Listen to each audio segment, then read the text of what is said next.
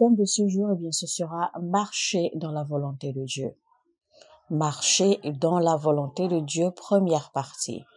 Alors, avant de découvrir comment marcher effectivement dans la volonté de Dieu, nous allons tout d'abord comprendre ce que c'est que la volonté de Dieu, comment fonctionne la volonté de Dieu et comment devrions-nous marcher dans la volonté de Dieu.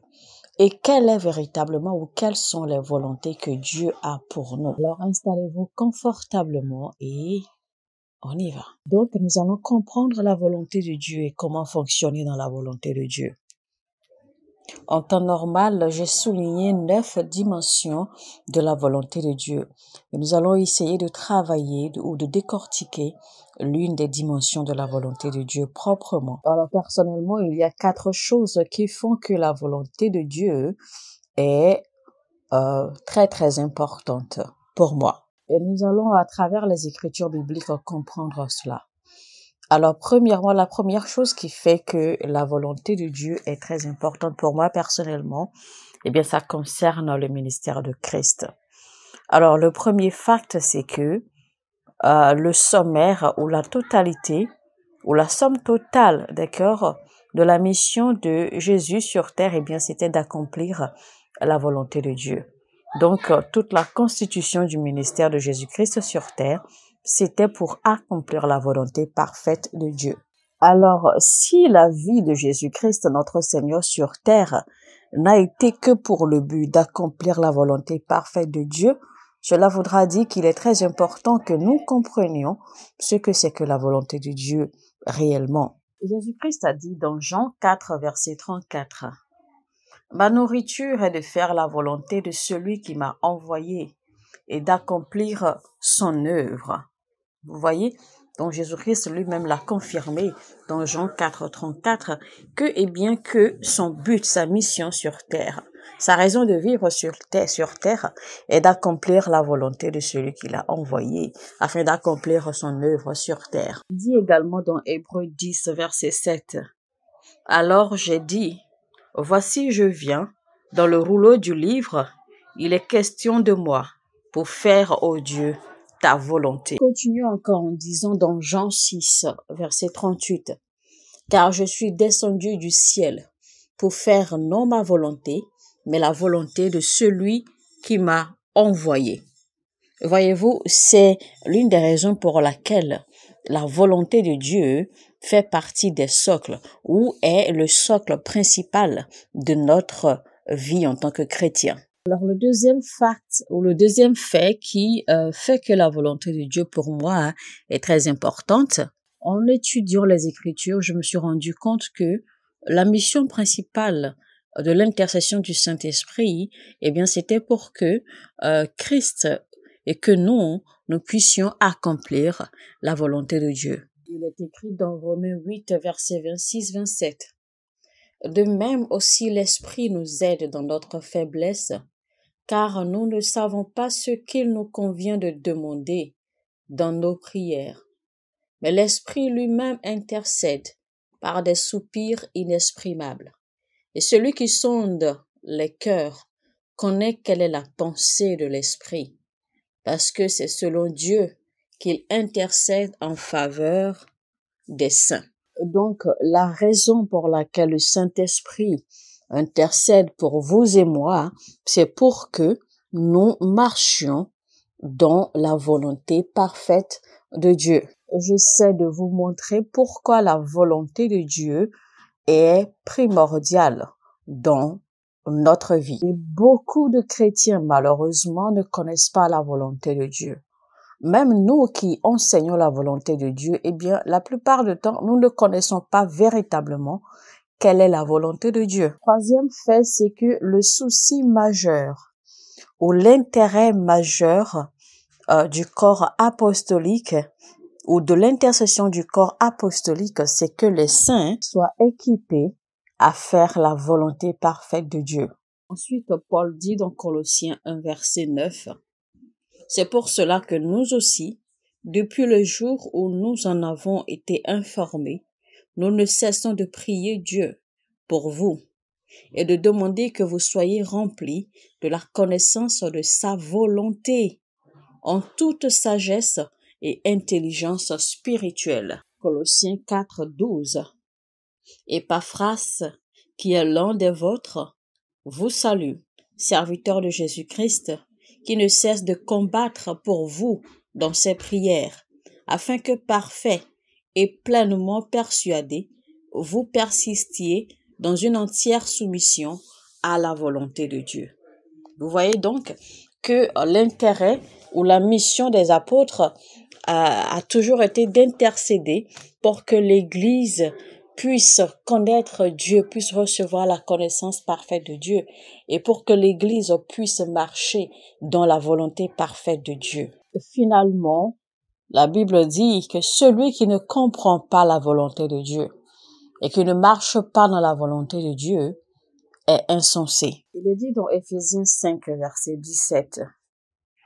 C'est pourquoi ne soyez pas inconsidérés, mais comprenez quelle est la volonté du Seigneur. Donc, en tant qu'Église, nous vivons pour toujours apprendre à découvrir la volonté de Dieu et à la rendre parfaite dans nos vies. Pierre 4, verset 2.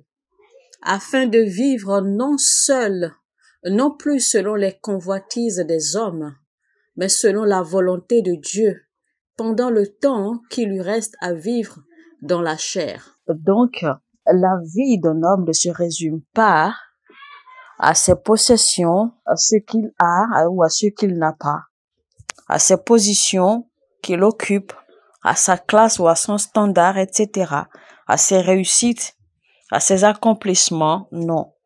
Mais la vie d'un homme sur terre, en réalité, se résume à l'accomplissement de la volonté parfaite de Dieu. Parce que vous pouvez posséder tout ce que vous désirez. Vous pouvez posséder la terre entière. Vous pouvez posséder même le ciel si vous voulez. Mais aux yeux de Dieu, vous serez inutile. Vous serez un insensé parce que si vous n'accomplissez pas la volonté de Dieu, eh bien vos possessions et vos accomplissements ne valent absolument rien aux yeux de Dieu. Alors maintenant, nous allons découvrir ce que c'est que la volonté de Dieu. Nous allons définir la volonté de Dieu. Alors, la volonté de Dieu, déjà, il faut savoir que ce sont les pensées ou les désirs de Dieu pour nous, vous et moi. Et le premier désir ou la première pensée ou la première volonté parfaite de Dieu pour nous, c'est que nous lui ressemblions. C'est-à-dire que nous soyons comme lui sur terre, en vivant en intimité et en adoration pour lui. Et sur la base de cette intimité, alors nous allons pouvoir puiser notre force et la grâce qu'il faut pour faire avancer son royaume.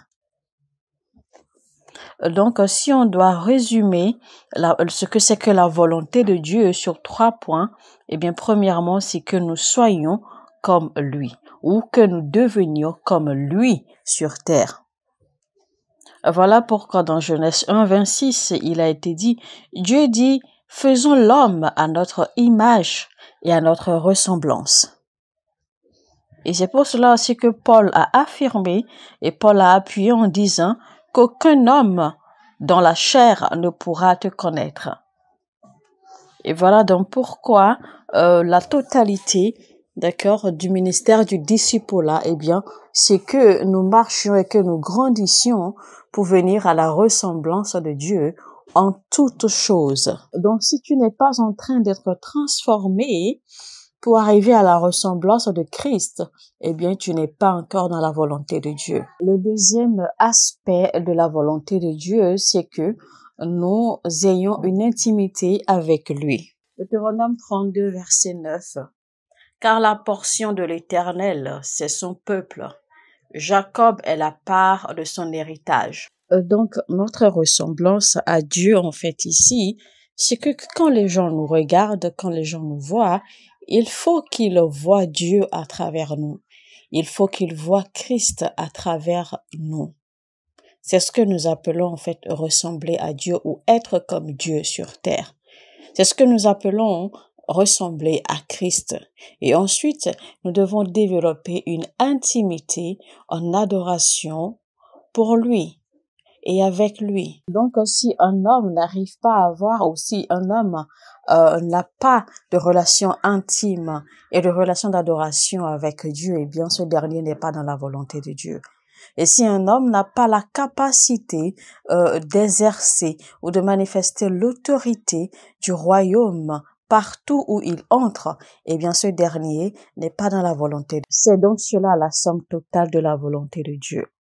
Alors dans votre vie, dans votre famille, dans vos affaires, dans vos relations, partout où vous entrez, eh bien, la ressemblance de vous et Christ et l'intimité que vous avez avec Dieu doit se refléter et doit avoir de l'impact positif partout où vous entrez. Maintenant, pour en venir à comment mettre en pratique la volonté de Dieu dans sa vie, eh bien, nous allons découvrir cela dans la deuxième partie de notre message. Nous allons décortiquer les 9 dimensions, d'accord, que j'ai sorties de la volonté de Dieu afin de nous permettre de mettre cela en pratique de façon efficace.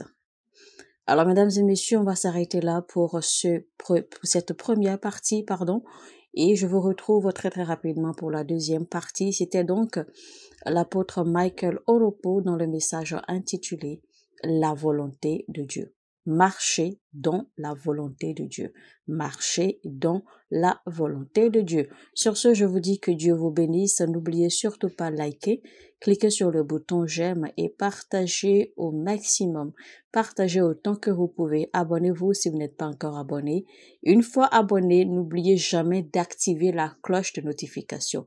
Cliquez sur la cloche que vous voyez et cliquez sur toute notification.